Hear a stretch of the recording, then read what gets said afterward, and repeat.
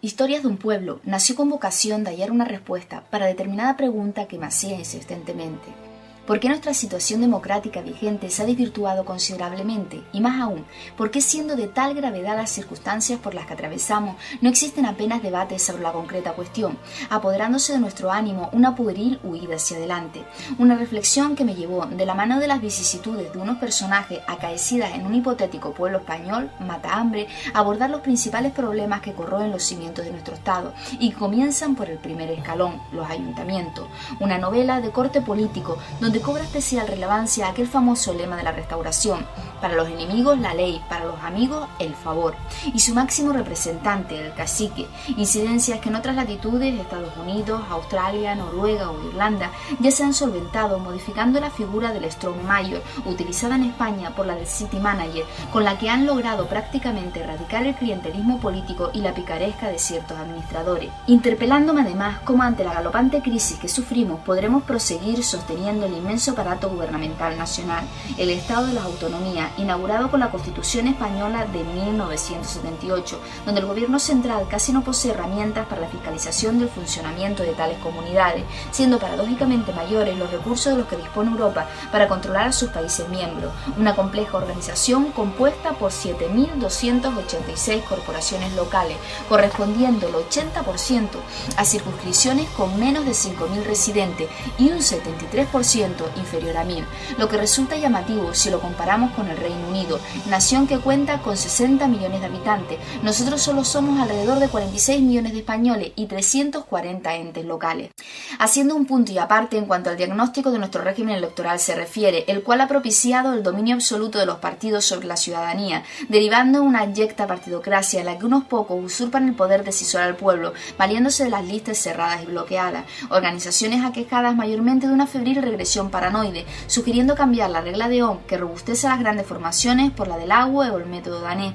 que se muestra sustancialmente más benevolente con las fuerzas minoritarias, proponiendo instaurar la doble vuelta a tenor de lo prescrito por el sociólogo francés Maurice Duverger a mediados del siglo XX, en pro de tender al multipartidismo y lograr que la variedad de posturas que albergan los españoles se encuentren debidamente representadas dentro del arco parlamentario. Sin olvidarme de recordar los valores del incipiente Estado liberal de derecho, el cual derivaría posteriormente al Estado democrático de derecho y terminaría en el hoy por hoy Estado social y democrático de derecho, como la necesaria separación de poderes ideada por Montesquieu, líneas que debían separar nítidamente al Ejecutivo del Legislativo y el Judicial, las cuales se han ido difuminando muy lentamente, con un Legislativo controlado por el Ejecutivo y un Judicial, panorama al que se mancillan reiteradamente derechos fundamentales, inalienables al ser humano, como la presunción de inocencia. Por otro lado, aquel anhelo liberal que aspiraba a mostrar un sistema jurídico ordenado que favoreciera la seguridad y posibilitara que su destinatario supiera a qué atenerse en cada momento,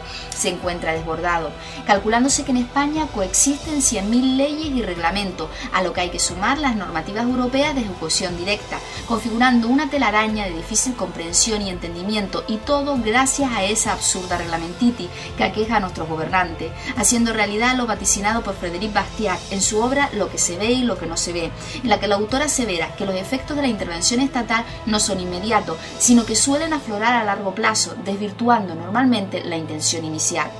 Describiendo las dos concepciones ideológicas que han marcado el devenir de nuestra reciente historia, la socialista y la liberal, esta última bautizada en España en los últimos tiempos como de centro reformista y liberal, destacando el pensamiento de grandes autores y políticos liberales nacionales: Blanco Guay, Mariano José de Larra, Antonio Cánovas del Castillo, Francisco Giner de los Ríos y su Institución Libre de Enseñanza, Joaquín Costa, Miguel de Unamuno, Vicente Blasco Ibáñez, José Ortega Gasset, Salvador de Madariaga, Clara Campoamor, Adolfo Suárez, o pintores igualmente adscritos a la corriente liberal de la talla de Francisco de Goya y Luciente, Joaquín Sorolla y Bastida, deslizándome además por la concepción de las dos Españas, en palabras de Ortega y Gasset, una que se obstina en prolongar los gestos de una edad fenecida y otra España vital, sincera, honrada, la cual estorbada por la otra no acierta a entrar de lleno en la historia, más decantándome por la tercera España, denominada así por Salvador de Madariaga, la de la libertad, la integración y el progreso. Pero para interpretar nuestro presente hemos de conocer nítidamente nuestra historia. Es por ello que en Historias de un pueblo se narran los dispares episodios de nuestro pasado constitucional, lo que explica en cierta medida la deriva hacia el panorama actual, arrancando con la irrupción de los partidos políticos de notables o de cuadro, que darán lugar a los de masa y culminarán en los calificados como atrapatodo, partiendo de la Constitución de 1812, pasando por la de 1869, el proyecto de Constitución Federal que no se llegó a promulgar de la Primera República, la de 1876, la Constitución de 1931 de la Segunda República y la actual de 1978. Finalmente me hago eco de una comparación, a mi modo de ver sorprendente, sobre la gran similitud existente entre el convulso y denostado largo periodo de la Restauración de 1874 a 1931 y la etapa democrática actual, iniciándose esta última con la promulgación de la Constitución de 1978 y nuevamente con la subida al trono de los Borbones, instando a ejecutar cuanto antes la proclama de Antonio Maura, destacado político regeneracionista de la Restauración, la revolución desde arriba. Más que nunca es ahora necesario restablecer aquella ya casi olvidada,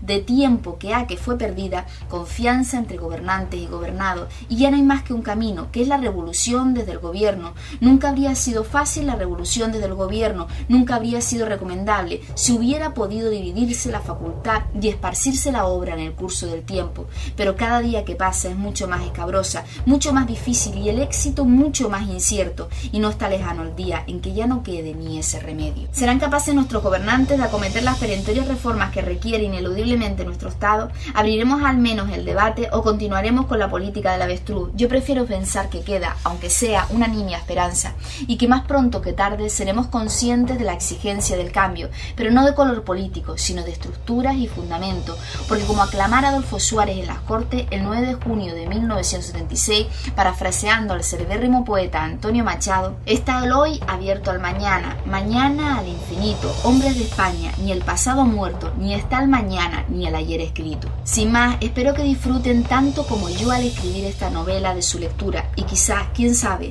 nuestras humildes deliberaciones nos conduzcan a construir un pensamiento colectivo que contribuya, aún incipientemente, a la mejora de nuestra sociedad, pues hay quien asevera que las utopías del ayer siempre son las realidades del mañana.